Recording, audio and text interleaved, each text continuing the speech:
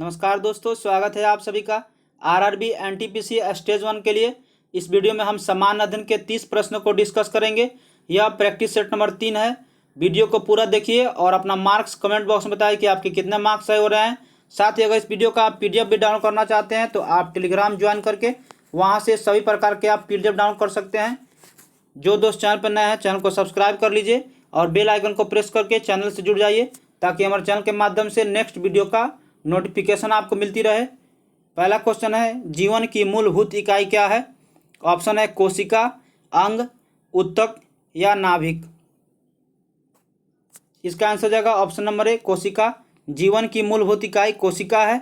कोशिका के अध्ययन विज्ञान को साइटोलॉजी कहा जाता है और सर्वप्रथम रॉबर्ट हुक ने 1665 ईस्वी में कोशिका शब्द का प्रयोग किया था।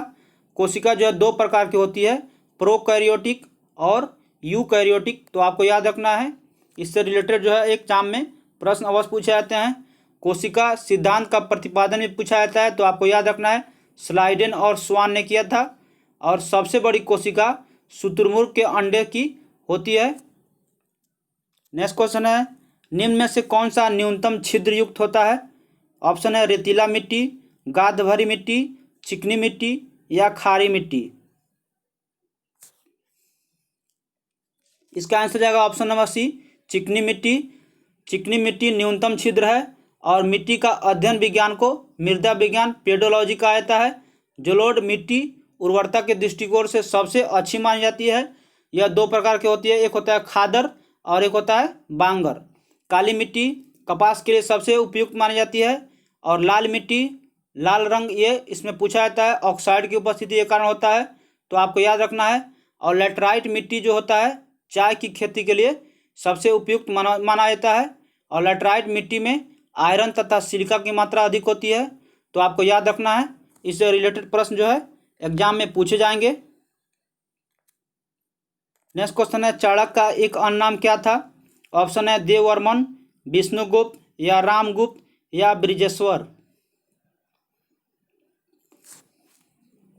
इसका आंसर जाएगा ऑप्शन नंबर बी, चाणक्य का अन्य नाम विष्णुगुप्त या कौटिल्य था। चाणक्य चंद्रगुप्त मौर्य का प्रधानमंत्री था और चाणक्य द्वारा पुस्तक अर्थशास्त्र जो है राजनीति से है और मौर्य वंश के संस्थापक चंद्रगुप्त मौर्य थे, तो इससे रिलेटेड आप याद रखिए। और चाणक्य ने घनानंद को हराने के लिए चंद्रगुप्त मौर्य की मदद की थी। नेक्स्ट क्वेश्चन है, ब्रह्म समाज के संस्थापक कौन थे? ऑप्शन है राजा राम मोहन राय, दयानंद सरस्वती, महात्मा गांधी या लोकमान्य तिलक। इसका आंसर जाएगा ऑप्शन नंबर ए, राजा राम मोहन राय ब्रह्म समाज के संस्थापक थे और ब्रह्म समाज की स्थापना 1828 में हुई थी।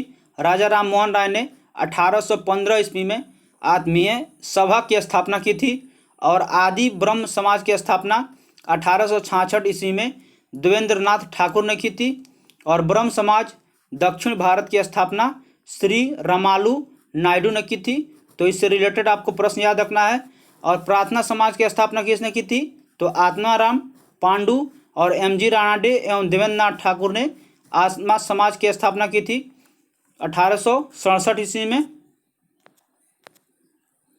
नेक्स्ट क्वेश्चन है, निम्नलिखित में से कौन सी नदी घाटी पश्चिमी घाट से निकलती है? घग्गर, कृष्णा या दामोदर या सोन। कौन सी नदी घाटी पश्चिमी घाट से निकलती है? इसका आंसर जाएगा option number B, Krishna.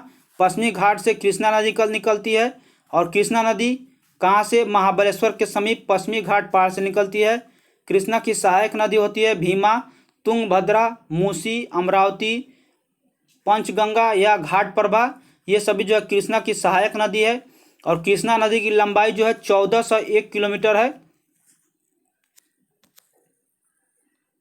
Next question है, सुभाष चंद्र बोस के पिता कौन थे? ऑप्शन है सत्येंद्रनाथ बोस, जानकीनाथ बोस, जगदीश चंद्र बोस या एस.एन. बोस। इसका आंसर जाएगा option number B, Janakinath Bose Subhash Chandra Bose के पिता थे। इनका जन्म कहाँ पे हुआ था? उड़ीसा के कटक में हुआ था और इनके द्वारा 1943 ईस्वी में आज़ाद हिंद सरकार का गठन किया गया था सिंगापुर में। फॉरवर्ड ब्लॉक की स्थापना सुभाष चंद्र बोस द्वारा किया गया था। इनकी मृत्यु कब हुई थी? तो 18 अगस्त 1945 को वायुयान दुर्घटना के कारण इनकी मृत्यु हुई थी, लेकिन इसको प्रमाणिक नहीं माना गया है। नेक्स्ट क्वेश्चन है, निम्न में से कौन सा एक उत्कृष्ट धातु है? ऑप्शन है लोहा, चांदी, कांस्य या एल्यूमिनियम। इनमें से कौन सा एक उत्कृष्ट धातु है? इसका आंसर आपको बताना है। इसका आंसर हो जाएगा ऑप्शन नंबर बी, चांदी। चांदी एक उत्कृष्ट धातु है। नोबेल गैस में आपको बता दें गोल्ड, प्लेटिनम, सिल्वर तथा मरकरी धातुएं हैं। सबसे अधिक जो है धातु, भारी धातु पूछा जाता है तो ओस्मिया आपको याद रखना है। और प्लेटिनम सबसे कठोर धातु है। सीसा जो है उष्मीय एवं विद्युत चालकता में सबसे कम होती है। नेक्स्ट क्वेश्चन है, प्रसिद्ध यात्री जो था टाइटैनिक जहाज किस देश का था? यूएसए, चीन, ग्रेट ब्रिटेन या फ्रांस। प्रसिद्ध यात्री जहाज जो था किस देश का था? टाइटैनिक।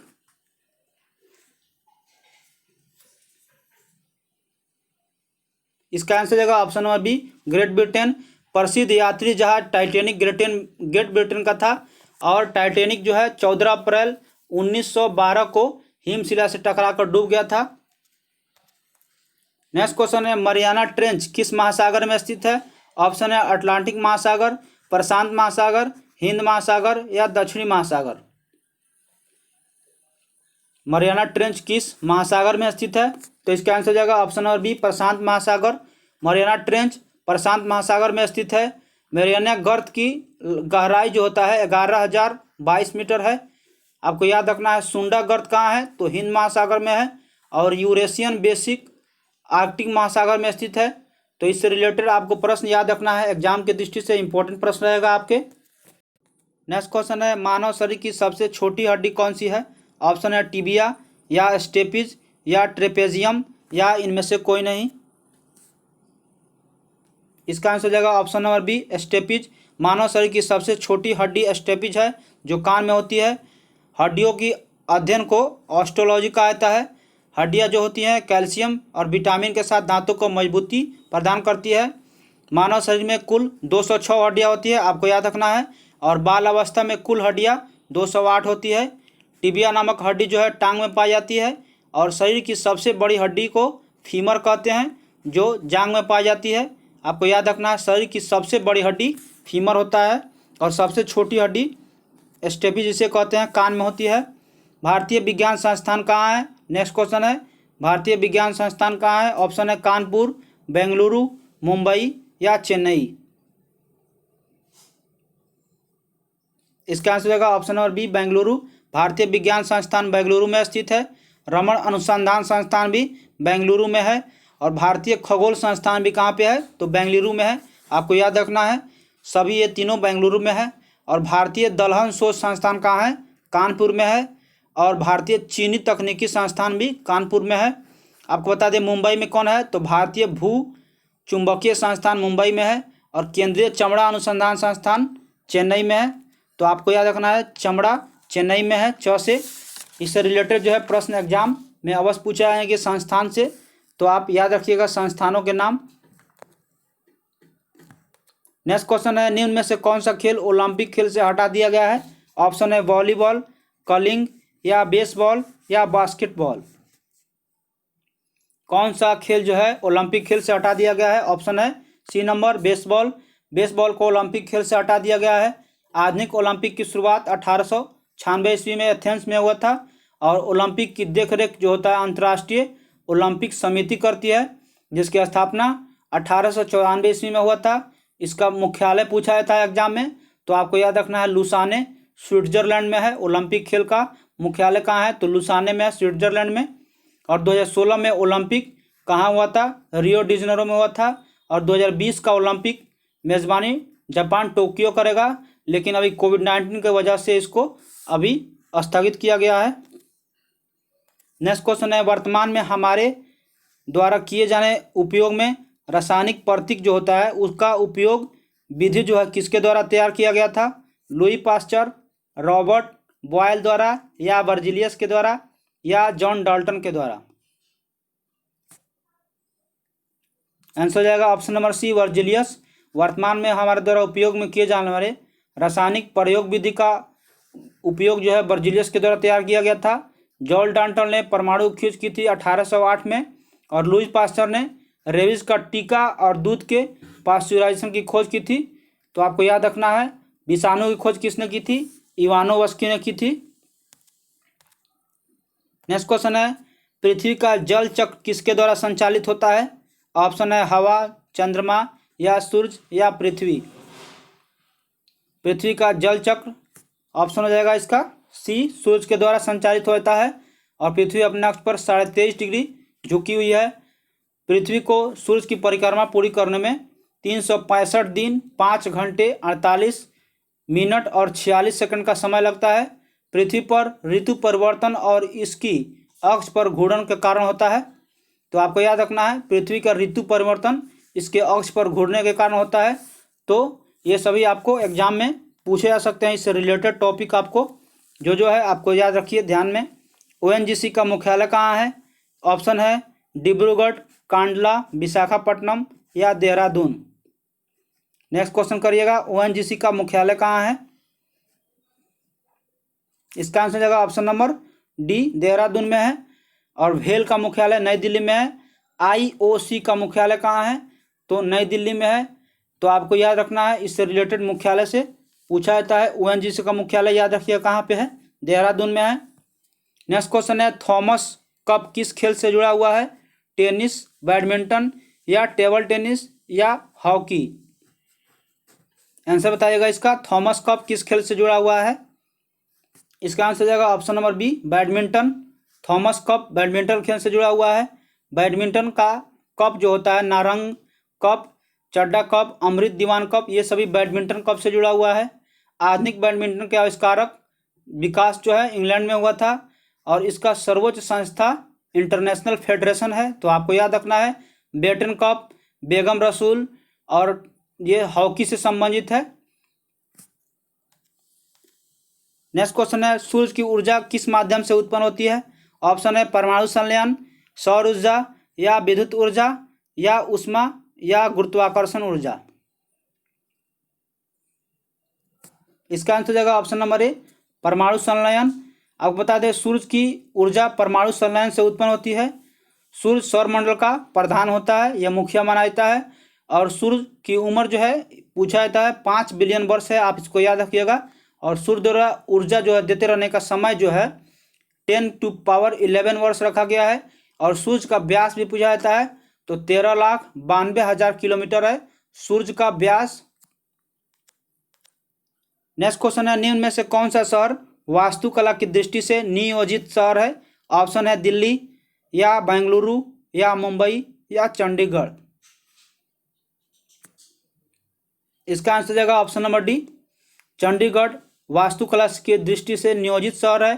चंडीगढ़ शहर के शिल्पकार जो है पूछा जाता है, तो आप याद रखिएगा ली कार्बूजियर थे चंडीगढ़ शहर के शिल्पकार। नेक्स्ट क्वेश्चन है सबसे बड़ा स्तनपायी कौन सा है। ऑप्शन है अफ्रीका हाथी, नर दरियाई घोड़ा या ब्लू व्हेल या नर हैमरेड शार्क। सबसे बड़ा स्तनपायी कौन सा है। इसका आंसर जाएगा option number C, blue whale. आपको याद रखना है सबसे बड़ा स्तनपायी मैमल ब्लू व्हेल है। स्तनारी वर्ग में रक्त का सबसे अधिक तापमान बकरी का होता है जो 39 डिग्री सेल्सियस होता है। तो आपको याद रखना है सबसे ज़्यादा स्तनधारी वर्ग में तापमान बकरी का होता है। तो डक विल्स और प्लेटिपस जो है एक विषैला स्तनपायी है। तो इससे भी रिलेटेड प्रश्न, तो इसका आंसर जाएगा ब्लू व्हेल सबसे बड़ा स्तनपायी है। नेक्स्ट क्वेश्चन है शब्द विषुव इक्विनॉक्स संदर्भित करता है। ऑप्शन है एक समान आकार या दिन और रात समान अवधि होते हैं या गर्मी और सर्दी के एक समान अवधि होते हैं या मौसम के समान अवधि होता है। इक्विनॉक्स से क्या संबंध होता है। इसका आंसर होगा ऑप्शन नंबर बी, दिन और रात की अवधि जो होती है समान होती है। विषुव इक्विनॉक्स उसको संदर्भित करता है। नेक्स्ट क्वेश्चन है पारिस्थितिकी तंत्र की संकल्पना को किसने परिभाषित किया था। ऑप्शन है Arthur Tansley, Evelyn Hutchinson, Raymond Lindeman या चार्ल्स एटलन। इसका आंसर जाएगा option number A, Arthur Tansley. पारिस्थितिकी यानी इकोसिस्टम की संकल्पना को आर्थर टॉन्सले ने परिभाषित किया था। नेक्स्ट क्वेश्चन है, दुनिया में सर्वाधिक बोली जाने वाली दूसरी भाषा कौन सी है?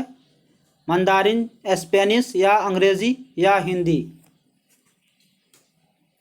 इसका आंसर हो जाएगा ऑप्शन नंबर बी, स्पेनिश। सबसे अधिक बोली जाने वाली भाषा जो है मंदारिन चीनी भाषा है और दूसरा स्पेनिश भाषा है जो सबसे अधिक दूसरी बोली जाती है। नेक्स्ट क्वेश्चन है, विकास का सिद्धांत किसके द्वारा प्रतिपादित किया गया था? चार्ल्स डार्विन, चार्ल्स डिकेन या अल्बर्ट आइंस्टीन या आइजक न्यूटन? इसका आंसर हो जाएगा option number A, Charles Darwin. विकास के सिद्धांत चार्ल्स डार्विन के द्वारा प्रस्तावित किया गया था। आइंस्टीन ने सापेक्षता का सिद्धांत थ्योरी ऑफ रिलेटिविटी को प्रतिपादित किया था और गति विषयक को न्यूटन ने दिया था, तो आप याद रख सकते हैं। नेक्स्ट क्वेश्चन है, लाइट पेन क्या है? ऑप्शन है माइक्रो टिप का पेन है या इनपुट डिवाइस है या अंधेरे में लिखने वाला एक प्रकार का पेन है या भार रहित पेन है? आंसर हो जाएगा option number B, input device है। आपको याद रखना है इनपुट डिवाइस किसको कहते हैं? स्कैनर हो जाएगा, कीबोर्ड हो जाएगा, कैमरा हो जाएगा, वेब हो जाएगा, ये सभी इनपुट डिवाइस है। और आउटपुट डिवाइस भी आपको बताते हैं, स्पीकर, प्रिंटर, मॉनिटर, ये सभी जो है आदि आउटपुट डिवाइस है। नेक्स्ट क्वेश्चन है, रियाल किस देश की मुद्रा है? ऑप्शन है चीन, क्यूबा, ब्राजील या गाम्बिया? इसका आंसर जाएगा option number C, real Brazil की मुद्रा है। आपको बता दें सऊदी अरब या तथा यमन का जो है मुद्रा आपको याद रखना है रियाल, ये सभी होता है पूरा। और चीन की मुद्रा युआन होता है, जाम्बिया की मुद्रा दलासी और क्यूबा की मुद्रा पूछा जाएगा तो आपको याद रखना है पीसो है। नेक्स्ट क्वेश्चन है, इनमें से कौन सा रासायनिक परिवर्तन का एक उदाहरण है? ऑप्शन है ऊर्ध्वपातन, स्फटिक रूप या निष्क्रियकरण या आसवन? इसका आंसर जाएगा ऑप्शन नंबर सी, निष्क्रियकरण जो होता है न्यूट्रलाइजेशन कहते हैं, रासायनिक परिवर्तन का एक उदाहरण है। आपको याद रखना है कपूर, नेफ्थलीन, ये सभी जो होता है ऊर्ध्वपातन विधि के द्वारा, आयोडीन, गंधक, नौसादर, ये सभी जो है ऊर्ध्वपातन के द्वारा होता है। नेक्स्ट क्वेश्चन है, दादा साहेब फाल्के पुरस्कार से सम्मानित होने वाले प्रथम व्यक्ति कौन थे? पृथ्वीराज कपूर, लता मंगेशकर या सत्यजीत रे या देविका रानी? इसका आंसर जाएगा option number D, Devika Rani को सबसे पहले जो है दादा साहेब फाल्के पुरस्कार मिला था। देविका रानी को 1969 ईस्वी में यह पुरस्कार दिया गया था। पृथ्वीराज कपूर को 1971 में मरणोपरांत दिया गया था। लता मंगेशकर को भी आपको याद रखना है 1979 में मिला था, तो इससे रिलेटेड आपको पूरा प्रश्न याद रखना है। 1989 में सॉरी, और हाल ही में अमिताभ बच्चन को दादा साहेब फाल्के पुरस्कार से दिया गया, सम्मानित किया गया। नेक्स्ट क्वेश्चन है, किस अभयारण्य को पूर्व में भरतपुर पक्षी अभयारण्य के रूप में जाना जाता था? इसका आंसर होगा ऑप्शन नंबर डी, केवलादेव राष्ट्रीय उद्यान को सबसे पहले जो है भरतपुर के नाम से जाना जाता था। आपको याद रखना है समसम पक्षी अभयारण्य कहाँ है? रायबरेली में, उत्तर प्रदेश में है। मियामी पक्षी अभयारण्य कहाँ है? महाराष्ट्र के सतारा जिले में है। और सलीम अली राष्ट्रीय उद्यान जम्मू कश्मीर में है। तो केवलादेव घना को राजस्थान में भरतपुर के नाम से जाना जाता था। नेक्स्ट क्वेश्चन है, पौधे का कौन सा हिस्सा पानी और खनिज परिवहन को सक्षम करता है? तना, जड़ें या जाइलम या डंठल? पौधे का कौन सा हिस्सा पानी और खनिज के परिवहन को सक्षम बनाता है? इसका आंसर जाएगा option number C, xylem. Xylem पौधे को पानी और खनिज के परिवहन को सक्षम बनाता है। जाइलम पौधे को यांत्रिक दृढ़ता प्रदान भी करता है। और आपको बता दें पौधे की आयु की गणना जाइलम ऊतक के वार्षिक वलयों को गिनकर की जाती है। और पौधे की आयु के निर्धारण को इस विधि के द्वारा डेंक्रोलॉजी कहते हैं। नेक्स्ट क्वेश्चन है, इनमें से कौन सा एक भारतीय गणितज्ञ थे? ऑप्शन है भरत, बाना या भास्कर या भवभूति? इसका आंसर होगा option number C, Bhaskar. Bhaskar एक भारतीय गणितज्ञ थे। तो मैंने इसमें 30 प्रश्नों को टोटल पूरा डिस्कस कराया है। वीडियो अच्छा लगे तो लाइक करें, शेयर करें, और जो दोस्त चैनल पर नया है चैनल को अवश्य सब्सक्राइब करके बेल आइकन को प्रेस कर लें, ताकि हमारे चैनल के माध्यम से नेक्स्ट वीडियो का नोटिफिकेशन आपको मिलती रहे। अगर आप सरकारी नौकरी की तैयारी कर रहे हैं तो चैनल को अवश्य सब्सक्राइब करके चैनल से जुड़ जाइए। अगर आप PDF डाउनलोड करना चाहते हैं इस वीडियो का तो आप टेलीग्राम को ज्वाइन करें और वहाँ से सभी प्रकार के आप PDF डाउनलोड कर सकते हैं। तो मिलते हैं नए अपडेट के साथ, तब तक के लिए जय हिंद, जय भारत।